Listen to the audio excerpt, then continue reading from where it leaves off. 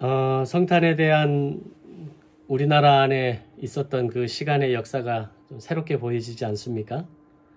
십자가와 태극 문양을 청사초롱으로 만들어서 이 성탄의 기쁨을 모든 백성들이 함께 기뻐하고 또 나도 예수를 믿겠다라고 결단했던 그 한국 선교의 역사 가운데 이 성탄절이 그 중심에 놓여 있는 것을 보게 됩니다. 이 성탄의 기쁨이 우리에게 늘 매년 다가오는 어떤 사회적인 휴일이 아니라 공휴일로 우리에게 주는 기쁨이 아니라 이 땅에 우리에게 오신 성탄의 그 기쁨, 아기 예수님의 탄생을 기뻐하는 그런 아름다운 절기가 되어지기를 소망합니다. 오늘 이제 말씀을 통해서 함께 성탄에 대한 메시지를 나누도록 하겠습니다. 예수님께서 이 땅에 오심은 어느 날 갑자기 이루어진 급조된 사건이 아니라 구약에 충분히 기록된 예언의 말씀을 그대로 이루시고 오신 사건이었습니다.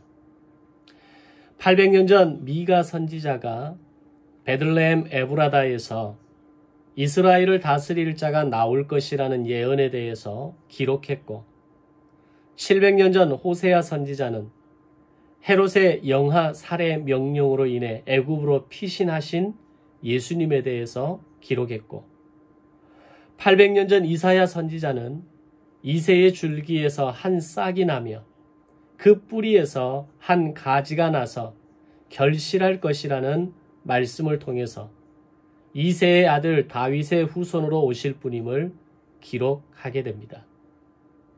그리고 700년 전 스가랴 선지자는 예수님께서 예루살렘에서 입성하실 때 어린 나귀를 타시고 입성하셔서 구원을 베푸실 것을 기록했고 다윗의 후손으로 오실 것이라는 예언을 했던 이사야 선지자는 다시 이사야 53장에서 그가 찔림은 우리의 허물로 그의 상함은 우리의 죄악 때문이라는 말씀을 통해 장차 십자가에서 죽으실 것을 예언의 말씀으로 기록하게 됩니다.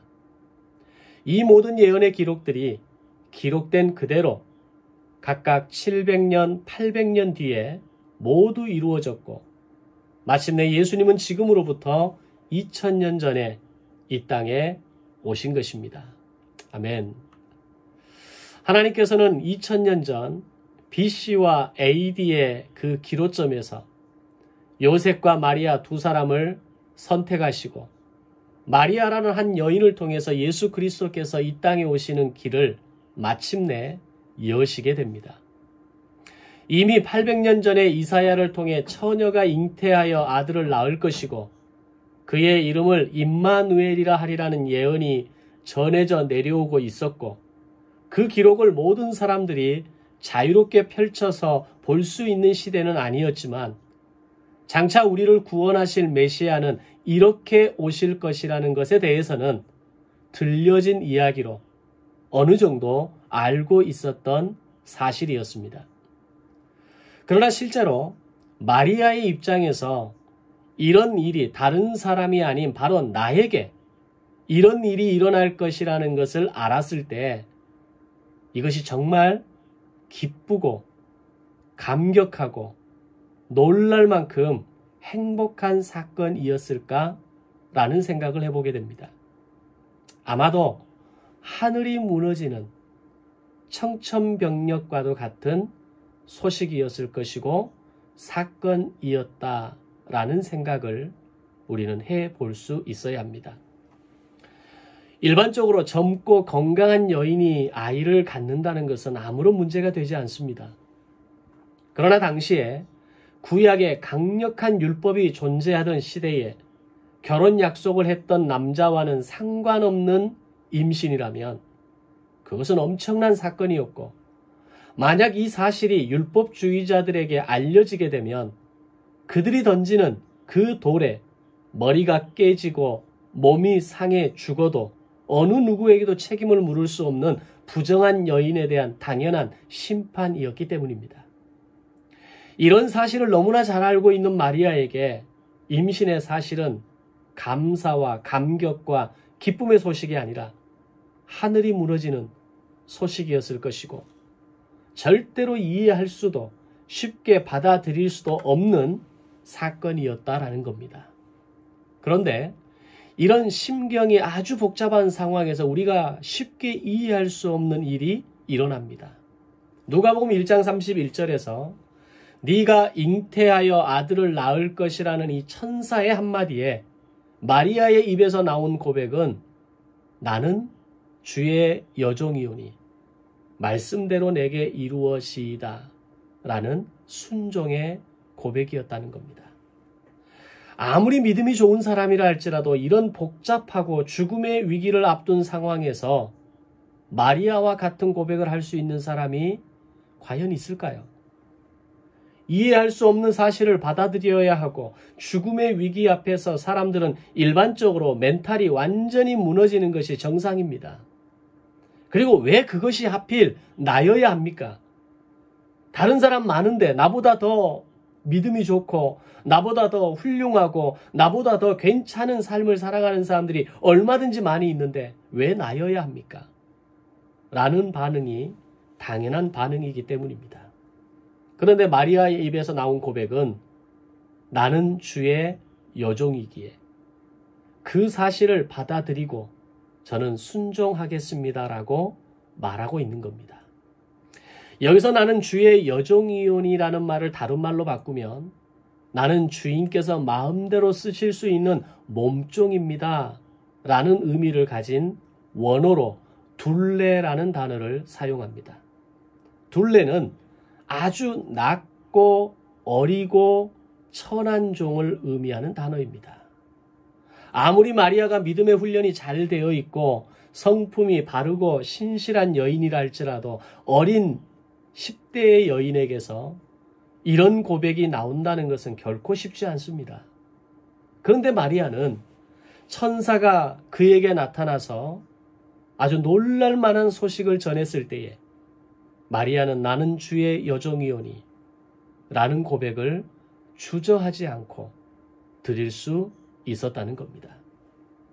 또는 주의 여종이라는 말을 오늘 말씀의 제목으로 바꾼다면 나는 주의 들러리 같은 존재입니다 라는 의미로 바꿀 수 있습니다. 들러리는 오직 주체를 빛나게 하고 주인공을 위해서만 존재하고 주체의 목적을 이룬 후에는 언제든지 사라질 수 있는 존재라는 의미입니다. 그렇게 보면 오늘 이 마리아의 고백이 얼마나 대단한 고백이었는지 그녀가 올려드린 고백은 놀라운 믿음의 순종을 올려드리고 있었다는 것을 깨닫게 됩니다. 근데 이런 상황 속에서 천사가 마리아에게 찾아가 성령으로 말미암아 잉태할 것이라고 이야기했던 것처럼 즉시로 마리아의 정혼자였던 요셉에게도 나타나서 이 모든 사실을 알려주었다면 얼마나 좋았겠습니까? 그런데 어떤 이유에서인지는 모르지만 그 순간 요셉에게는 아무런 기쁨도 없었습니다. 한마디로 이 모든 폭풍 같은 인생의 광풍을 마리아 혼자서 오롯이 맞고 헤쳐나가야만 하는 상황을 맞이하고 있었던 겁니다. 그런데 바로 그런 상황 속에서 드려지는 마리아의 고백은 나는 주의 여종입니다. 나는 주의 둘레입니다. 나는 주의 들러리입니다. 라는 엄청난 수준의 고백을 드렸다라는 겁니다. 이후에 아무 영문도 모른 채 마리아가 임신했다는 소식을 요셉이 듣게 됩니다. 아마 요셉에게도 정말 믿고 싶지 않는 소식이지 않았겠습니까? 그 상황을 이해할 수 있는 상황은 한 가지밖에 없었기 때문입니다. 마리아를 의심하고 똑같이 부정한 여인이라는 낙인을 찍어서 나의 의를 드러낸다 할지라도 누가 요셉을 탓하겠습니까?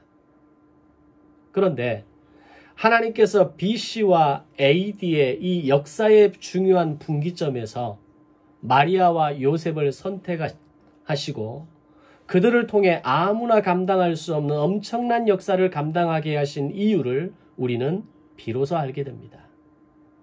마리아의 나는 주의 여종입니다라는 이 대단한 고백을 통해서 하나님께서 그녀를 선택하신 이유를 알았듯이 마태복음 1장 19절 20절에서 요셉에 대해 기록하면서 요셉은 이 일을 낮에도 생각하고 밤에도 생각한 끝에 결국 요셉은 마리아와의 약혼 관계를 가만히 끊는 것이 최선의 방법이라는 생각을 하게 됩니다.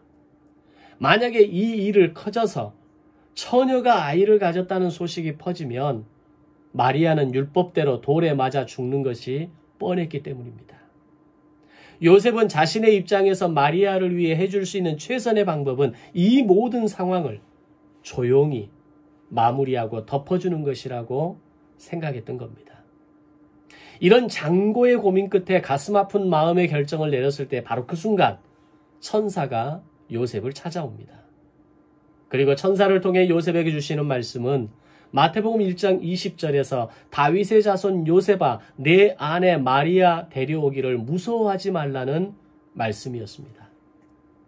천사는 마리아의 잉태가 성령으로 된 것임을 알려주었고 그 아들의 이름을 예수라 할 것과 그 이름의 뜻은 자기 백성을 그들의 죄에서 구원할 자이심을 알리는 것이었습니다. 자, 이제 진짜 요셉의 선택이 남아 있습니다. 그리고 지금 그가 어떤 사람인가를 보여주는 대목이 바로 여기에서 나타납니다. 지금까지는 마리아에 대한 한 여인에 대한 사랑하는 마음이었고 안쓰러움이었고 긍휼함이었다면 이제부터 그가 내리는 결정은 바로 믿음의 결정이기 때문입니다. 정말 요셉에게 우리가 감사한 것은 잠에서 깨고 난 후 주의 사자의 분부대로 마리아를 데려왔다는 것입니다. 그리고 성령으로 잉태된 그 아들이 태어나기까지 동침하지 않았다라고 성경은 기록합니다. 만약 그에게 믿음의 뿌리가 없었고 그 믿음이라는 것이 한낮 바람결에 날리는 믿음이었다면 어떠했겠습니까? 아마 마리아는 무섭고 시린 인생의 겨울을 보내야 했을 겁니다. 그 어린 아기를 혼자 낳아서 낳을 수나 있었을지는 모르겠습니다. 돌에 맞아 죽을 수도 있었고 그 죽음의 위기를 피해서 어렵게 아이를 낳았을지라도 그 아이를 키우는 그 시간은 외롭고 힘들고 눈물겨운 시간이었을 겁니다. 그러나 듬직한 믿음의 요셉은 아내 마리아 데려오기를 주저하지 않았다라는 겁니다. 잠에서 깨자마자 자기의 사랑하는 여인이었던 마리아, 그녀를 데리고 와서 아들을 낳기까지 동침하지 않고 아내와 아이를 지켜주었다는 겁니다. 그 아내와 아들을 자기가 할 수 있는 모든 최선을 다해서 지켜주는 보호자의 역할을 했다는 것을 우리는 고맙게, 감사하게 여길 수 있어야 하는 겁니다. 이것이 의미하는 것은 마리아도 요셉도 말씀이 그들에게 임했을 때 그 말씀을 듣고 그대로 따랐다는 것입니다. 아직 말씀이 임하지 않았을 때는 혼란스러워할 수 있습니다.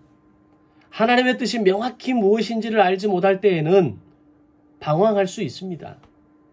도대체 어디에 하나님의 뜻이 있는가, 왜 이런 일이 나에게 있었는가를 끊임없이 묻고 물음으로 나의 인생의 해답을 찾기 위해서 인생의 고뇌의 시간을 살아갈 수도 있습니다.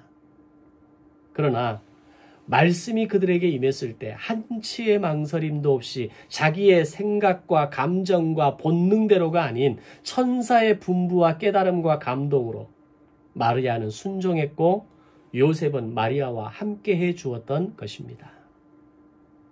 오늘 우리에게 말씀이 임할 때 이런 변화와 결단과 이런 순종이 오늘 우리에게 있습니까?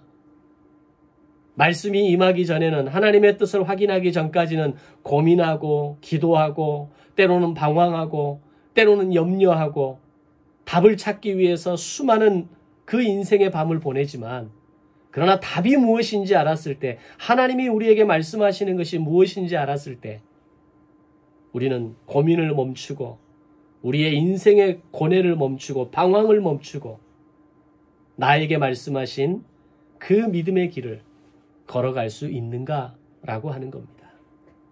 자, 어디 그뿐이겠습니까? 이후에 출산의 때가 가까워질 때 내려진 호정령으로 만삭의 어린 아내 마리아를 데리고 베들레헴까지 동행하게 됩니다. 공통된 성경학자들의 견해를 보면 이때 마리아의 나이를 17세 전후, 요셉의 나이는 20세 초의 나이로 추정합니다. 그렇게 당시의 상황들을 찬찬히 살펴보면 마리아와 요셉의 믿음이 참 귀하게 보입니다. 예수님께서 이 땅에 오시는 차갑고 무서운 그 길목에서 마리아와 요셉은 이미 주님과 함께 있었던 겁니다. 아기 예수로 오신 주님을 위하여 참 아름다운 삶을 살아낸 사람이라고 평가할 수 있기 때문입니다. 마리아와 요셉은 가장 어리고 젊고 아름다울 때, 가장 순수하고 힘이 있고 건강할 때, 기꺼이 아기 예수님이 이 땅에 오심에 대한 들러리로 서는 기쁨을 주저하지 않았던 겁니다. 오늘 나의 시간을, 나의 건강을, 내일보다 젊고 아름다움을 우리는 어떻게 사용하고 있습니까? 벌써 포기하고 이제는 다 끝났다라고 내려놓으셨습니까? 우리가 감당할 수 있는 기쁨이 분명히 있을 것입니다. 오늘 나의 시간으로, 오늘 나의 젊음으로, 오늘 나의 건강과 나의 아름다움으로 다시 오실 주님의 이 땅에 재림하실 그 주님의 역사를 준비하는 들러리의 기쁨이 오늘 우리에게 세워지기를 소망합니다. 이제 좀 더 그들의 고생도 살펴보려 합니다.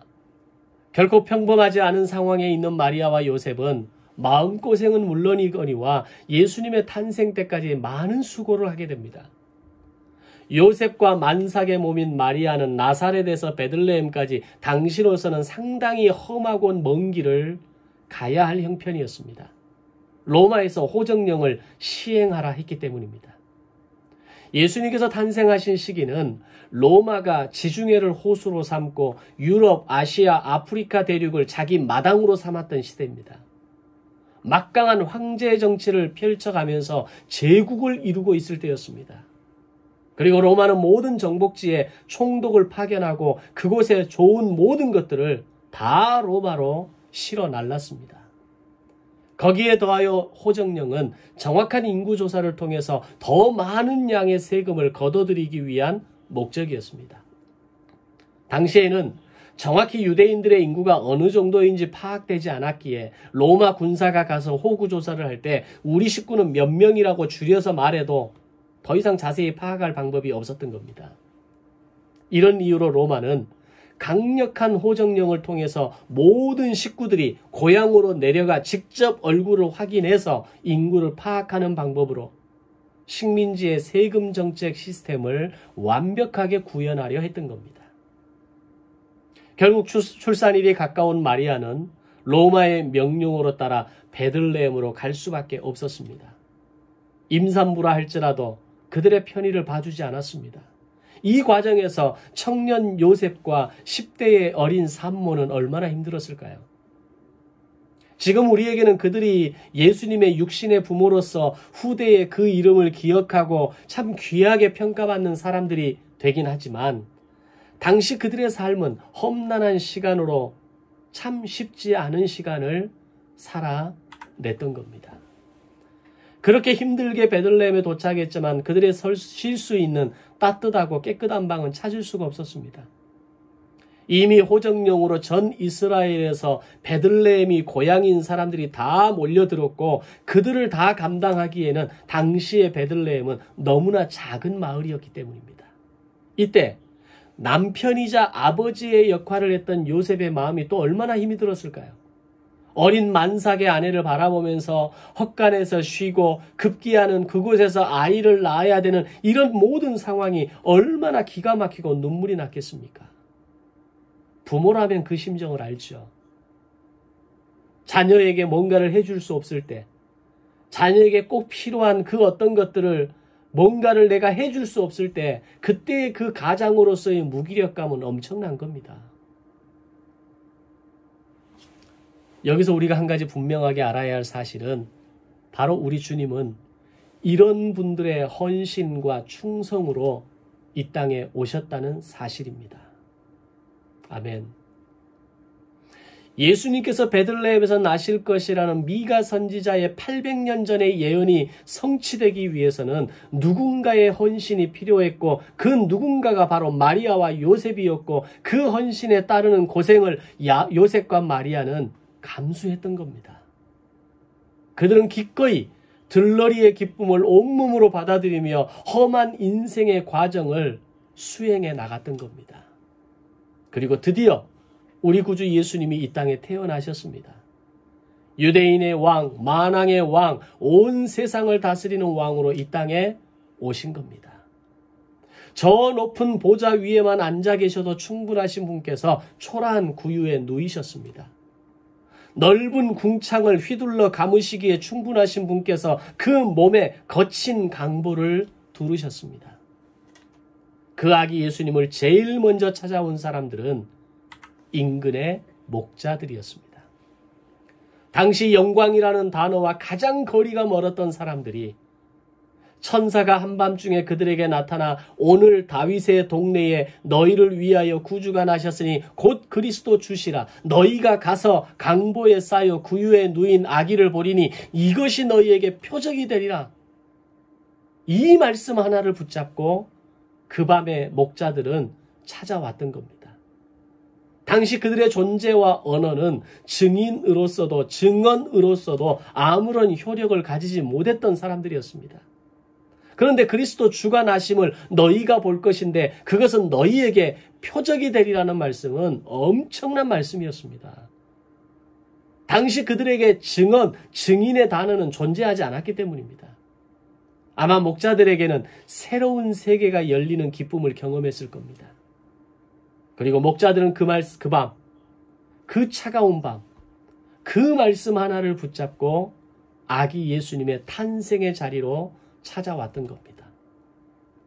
영광과는 도저히 어울리지 않았던 사람들, 표적과는 전혀 상관없는 인생을 살았던 사람들에게 진정한 영광과 표적을 목격하는 놀라운 기쁨을 허락하신 겁니다. 그것은 세상 모든 사람들에게 영광이요 표적이 된다는 또 다른 메시지가 되는 겁니다.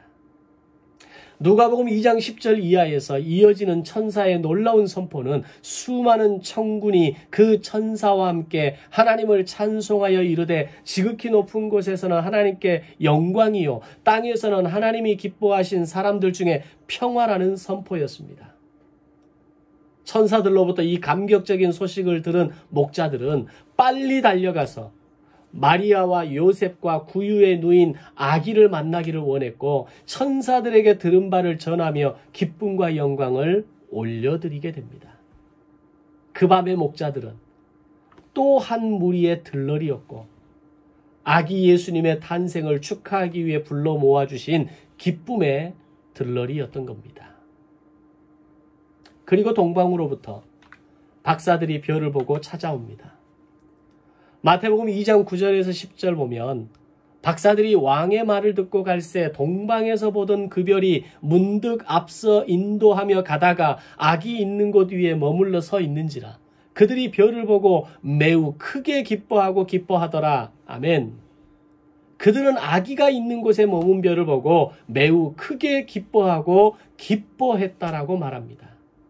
오늘 이 성탄의 소식과 기념하는 이 절기와 예배가 이 땅의 모든 사람들에게 매우 크게 기뻐하고 기뻐하는 기쁨의 소식이 되기를 소망합니다. 코로나로 지치고 힘든 시간을 보내고 있는 전 세계 사람들에게 산타와 백신이 기쁨이 아니라 예수 그리스도 그 이름이 기쁨과 소망의 소식이 되기를 바랍니다. 그리고 그 누구보다도 바로 사랑하는 성도 여러분에게 소망이 되고 기쁨의 소식이 되고 힘들었던 한 해를 마무리하고 희망의 새해를 시작할 수 있는 진정한 힘과 용기의 근본이신 예수 그리스도의 이름이 함께 하시기를 주님의 이름으로 축원합니다. 아멘. 이런 동방박사들의 방문이 요셉과 마리아에게 아마 큰 위로가 되었을 겁니다. 또한 동방박사들이 바친 황금과 유향과 몰약은 이후에 헤롯의 죽음의 손길을 피해 애굽으로 갔을 때 그리고 마리아와 요셉이 어린 아기 예수님을 키울 때 요셉과 마리아의 가난한 살림에 아마 유용한 보탬이 되었을 겁니다.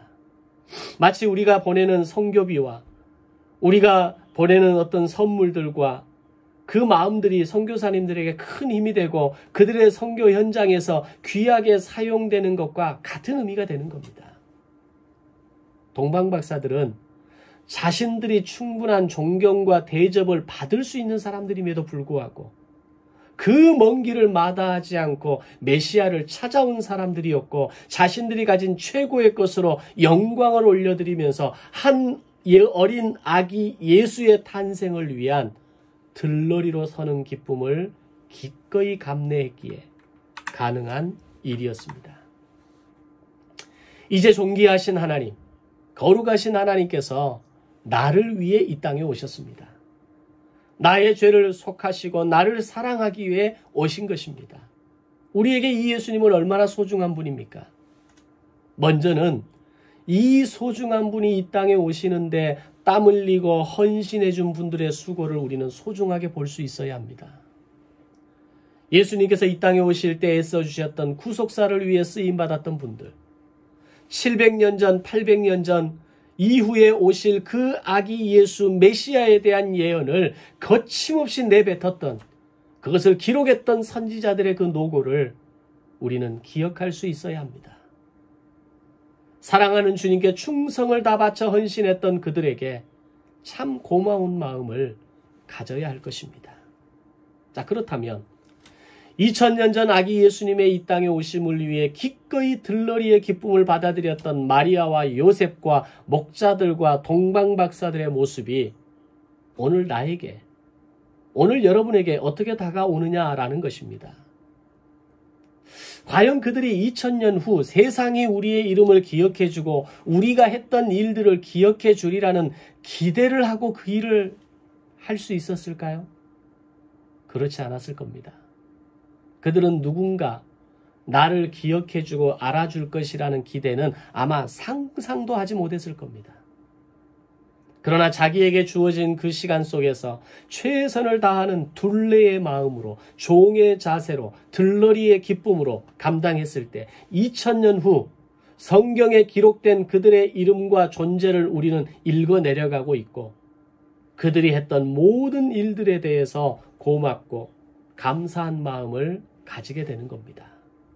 이제 우리는 2000년 전 이 땅에 오셨던 주님이 다시 이 땅에 세상의 심판자로 재림의 주님으로 영광의 구름 타고 다시 오실 그분을 맞이하도록 부름받은 사람이라는 사실을 기억해야 합니다.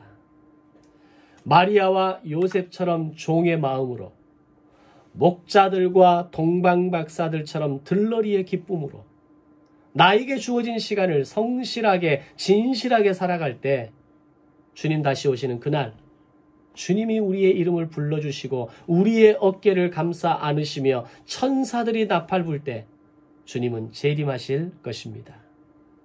그때까지 주의 종으로, 둘레로, 들러리의 기쁨으로 내게 주어진 사명을 다하고 믿음의 길을 신실하게 걸어감으로 구속사의 완성을 준비하고 감당하는 아름다운 들러리로, 아름다운 둘레로 살아가시기를 주님의 이름으로 축원합니다. 아멘. 기도하겠습니다. 하나님 감사합니다. 우리에게 아름다운 성탄을 허락하셔서 이날이 우리에게 복되고 소망이 되고 기쁨이 되고 이제 다시 오실 주님을 기다리는 참 들러리로 아름다운 종으로 서기를 결단하며 오늘 나의 시간과 건강과 젊음과 이 아름다움을 통하여서 하나님께 헌신하기로 결단합니다. 주님, 우리를 받아주시고 우리를 사용하시고 우리를 인도하여 주시옵소서. 감사드리오며 예수님의 이름으로 기도드리옵나이다. 아멘.